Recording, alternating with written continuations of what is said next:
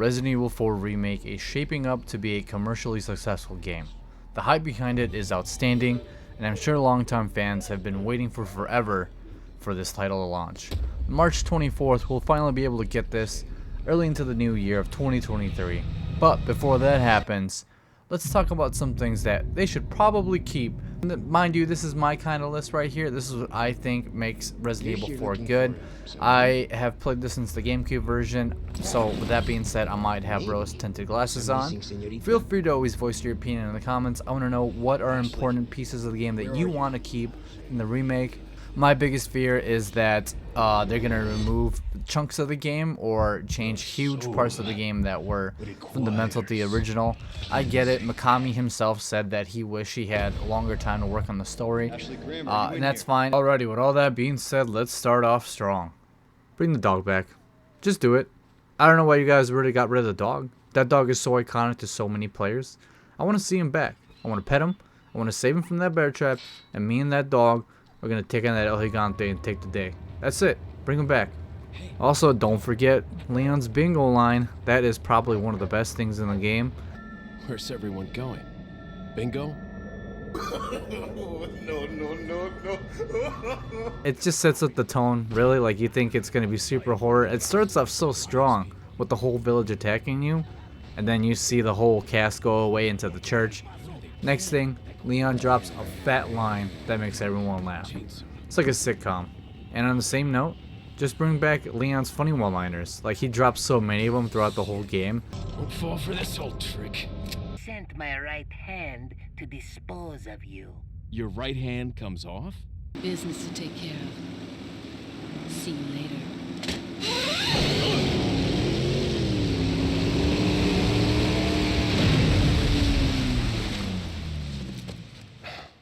Women. And he's got such a cocky composure. I don't know if that has to do with him being a U.S. government agent now and surviving the Resident Evil Raccoon City outbreak. But the man's got it. The guy is super confident. I mean, it explains, it exudes in his moves and the way he handles everything so cool. I hope to see that type of Leon in this game and not a timid one. I don't think we will, but the cocky composure and funny one-liners really is a big draw for me. Also, bring back like secret cutscenes. I say secret as I do air quotations. These are more kind of like alternative cutscenes if you go off the beaten path. One example is if you go down the cliffside path versus directly going to the church where Ashley is being held hostage. You'll get a special scene with Hunnigan telling you to go check out the church. Like, quit dilly-dallying and don't take the scenic route. You can also see the two ganados throw this cop that was here with you into the lake, and then El Lago comes out and eats them. You could easily miss this stuff if you go out to a different path. Or how about when the Big Cheese picks you up, and if you go back to that room, you can get an early introduction to Ada Wong. Keep that stuff in there. I feel it makes the world feel more alive. Speaking about alive, keep the classic merchant lines. I'm okay with the new merchant voice line. I wasn't expecting the old guy to come back, but please, please, please, please, so many people hold this guy to such high standards. It's always nice to see him after a long battle, seeing that blue glow and then the cool music. I'm not even going to say the lines. You know exactly what you want. What about the gore level? The gore level is nice and meaty in this one. There's a lot of gruesome deaths. There's a lot of head popping. There's a lot of bodies exploding. I know back in the day people complained about Resident Evil 5's gore level being toned down, not being as severe. Case in point is when you get attacked by the chainsaw guy, the chainsaw Mangini. If you get attacked, it's an instant death, but you don't see the head drop. And if you put no camera on, the head is still intact. Resident Evil 4 does not shy away from Leon's head dropping like a sack of hammers. That thing is dense. So hopefully we keep the same type of gore level. Okay, everything up to this point has kind of been mechanical and kind of like cutesy here and there's. But let's get into some main set pieces that we experience as the player throughout the game. Keep the house defense section, especially with Luis's weird comments. I see that the president's equipped his daughter with ballistics too.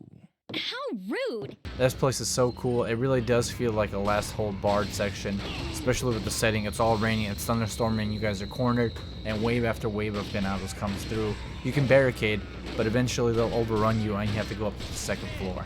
Moving all the way to the castle, because the village, I mean, they're gonna keep the village, right? We already saw some of that. Let's talk about the Garador, which is the blind guy. If they're going for that horror feel, then this is a perfect place to build up on. For those of you who are unfamiliar, Garador are these Wolverine claw guys that are blind. They can't see, so they're purely off of sound. There's a few ways to tackle these guys, mostly through a bell that's in the room that can distract them, and they're only weak in the back by shooting the Plagas in the back. There's only 4 of them throughout the whole game, so I hope to keep every one of them and make each encounter memorable. Keep Saddler's Elephant. Look where that thing goes back. You know that dude ain't messing around. One of the weirdest rooms in the castle is definitely this lava room. Are you trying to tell me that the castle is built on top of a volcano in Spain? No, probably not. But it's such a weird room and the aesthetic is such a deep change that I'm like, what is going on here? Probably one of the things that I think about often when I was a kid is like, why is there a lava room in a castle? Kind of weird to explain, but I hope that same type of feel comes back when I replay the remake, and I hope new players who have never played Resident Evil 4 before get that same type of experience.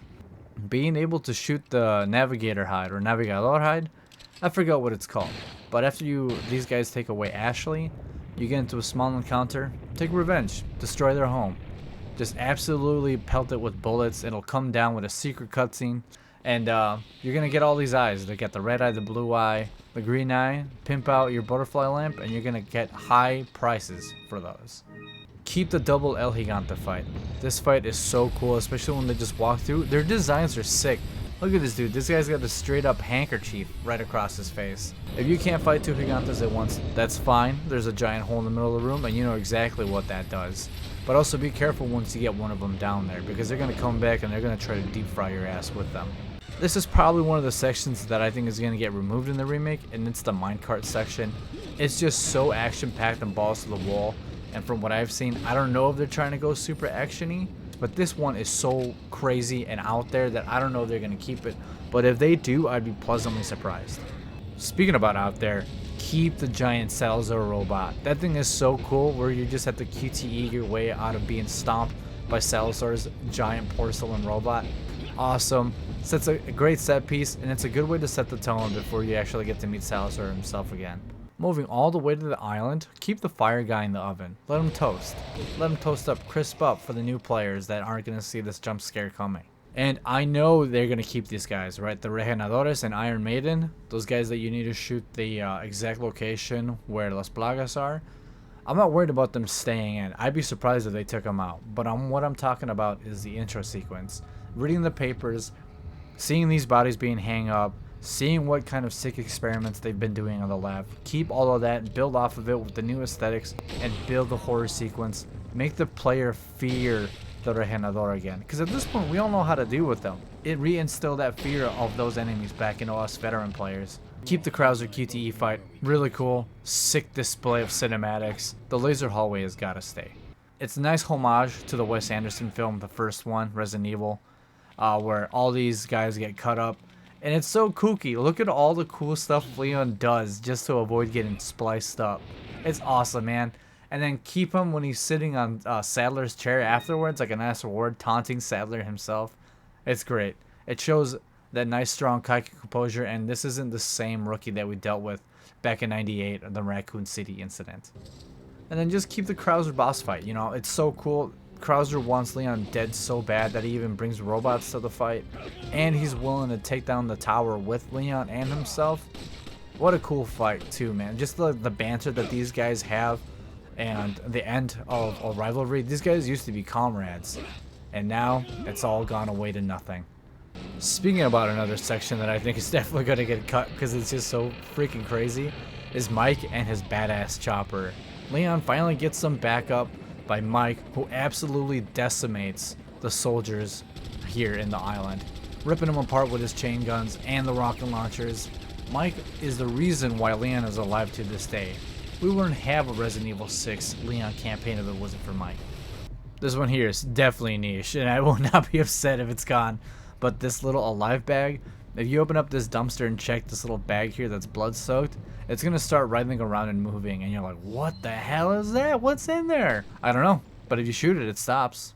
And the jet ski sequence, everyone's favorite. You mess up once, it's over. All that hard work for nothing. But honestly, no. I think it's a little cute with Ada's little keychain teddy bear. Very cute. I like the way it ends on a high note. And for the last few things here, keep the unlockable costumes and weapons. Those bring so much replayability to the game. And bring back both costumes, not just the one. Not just RPD and Diva Ashley. Bring back Gangster Leon and Knight Armor Ashley. That is so cool, man. Especially the gameplay changes that they bring. Also, bring the weapons. Bring the weapons back. The PRL 142, the hand cannon, the Chicago typewriter. Bring all that cool stuff back. It's so cool to go through the entire game again with these new weapons and then work for them. Obviously, I hope this means that they bring back the mercenaries if there is a hand cannon weapon. If you want to include the $5 like unlock everything DLC, that's fine. But please don't put these iconic weapons behind a DLC pack. That's just the wrong move, right? I know you're trying to run a business, but no. And then the last few extra things, assignment Ada and separate ways. Bring those campaigns back. If you can't bring both, just bring back assignment Ada. That campaign is so cool.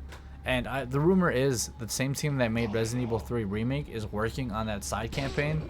Because from what I hear, they're really good at making short campaigns. They took the whole clock tower out. Like, what's up with that? So hopefully assignment Ada is more up their alley. It takes a lot of pressure of making a main game or a main campaign for them. That's pretty much it, guys. That's all I believe things that they should keep in the Resident Evil 4 Remake. Those are iconic set pieces that when I talk about to other Resident Evil 4 fans, they're like, dude, that section, so cool. But what do you guys think should stay in the game? And honestly, what do you think shouldn't stay in the game? Do you think some of these things that I said should just go out the window? Replace it with something else? Hopefully you guys have enjoyed the video. If you stayed till the end, thank you so much. Thank you for the watch time. Consider subscribing if you want more of this type of content. And I'll see you in the next Resident Evil 4 video. Peace, guys.